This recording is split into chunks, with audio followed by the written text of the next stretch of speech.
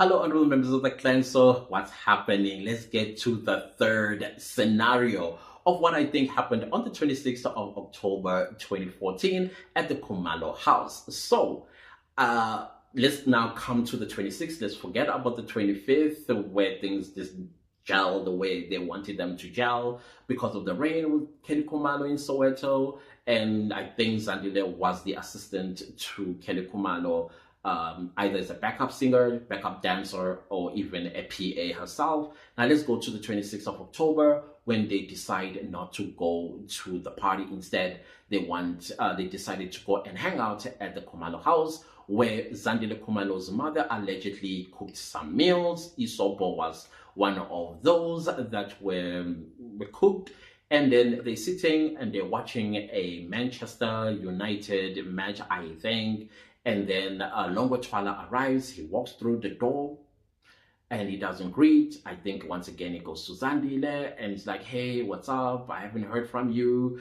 What's going on? But I don't think that conversation was a polite one. I don't think it was a conversation that was girlfriend and boyfriend type. It was more, I think, a fighting type of situation, because they already found out, I think, that when she slept over at Senzo's house, apparently the house was quite small, 1 bedroom or 2 bedroom, if I remember, in the evidence that was led by the state.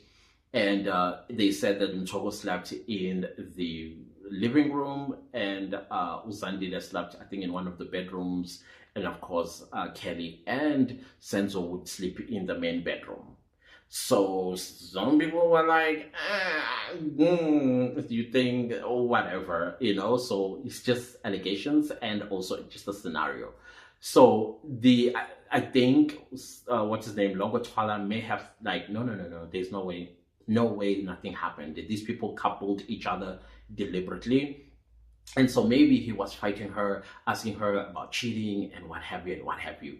I think this scenario kind of like goes off from Longwe being the person, that may have pulled the trigger to Kelly Khumalo. Maybe Kelly Khumalo saw that, oh my goodness, he's carrying a gun.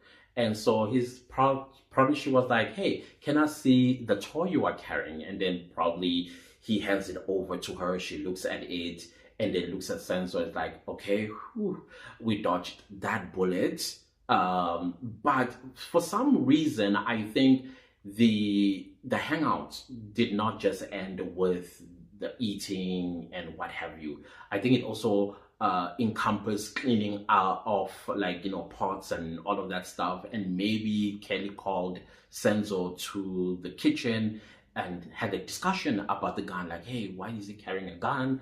I mean, he's angry. I mean, you can see he's very upset. And I think the altercation between Longwe and Zandile continued to happen. Maybe at one point, Senzo did go and say, hey, listen, I think you better leave because you're becoming a little volatile in a situation that you are making up in your head. And I think Kelly Khumalo may have held the gun and then probably looking at it, I don't know. And then Senzo came back after kicking what's his name, Longwe, out of the house, because I think he goes into the vehicle and begins to drive off. All right. Remember, they said on the stand, he ran when the 2 intruders came. He ran. So I think this is the point where he's kicked out actually by Senzo, like, please leave. And then so he hops on his car and he probably does drive off. And then Senzo and Kelly, I think somehow Kelly may have put her hand around the trigger with Senzo in the kitchen, and the gun goes off, hitting Senzo in the chest. And that's what happens. And Senzo's life, of course, is taken.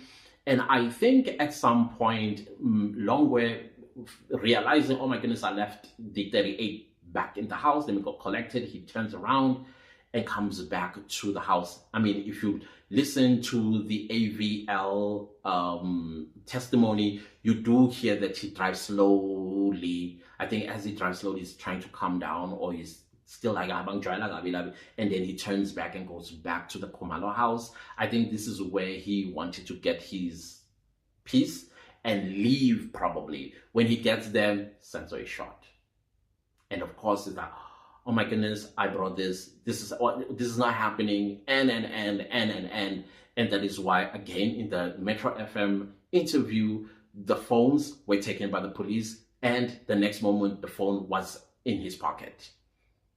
So I think all of that is just the scare and the trauma that he may have experienced because he came with that weapon. So I think that might have happened.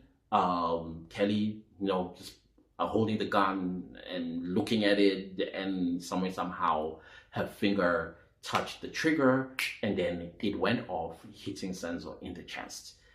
Okay, that is my third scenario, which to me it's likely but not highly likely, because everybody, when you hold a gun, I will never ever, you'll never see me holding a gun. You can even buy me anything.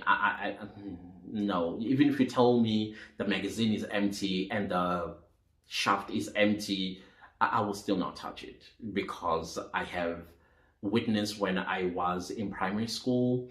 In fact, I didn't witness, it was a story that was told, how one of my classmates was playing with his father's gun, and it had a bullet in the shaft, and then when he pulled it, it hit him in the head, and unfortunately he lost his life. And I think ever since then, I never trusted a gun. Even if you told me it is empty, no thank you. And I don't think I'll ever play Russian roulette with a gun either. So I think the third scenario is likely but not highly likely. Maybe Kelly is a little bit more careful. I mean, there are two children in the house, a newborn as well as her older son in the house. But again, when you are a little bit callous with something like a gun, then of course you are going to make mistakes. All right. So I don't know. Please let me know in the comment section, what do you think the possibility of this happening in the third scenario is a possibility? I would like to hear your thoughts in the comment section.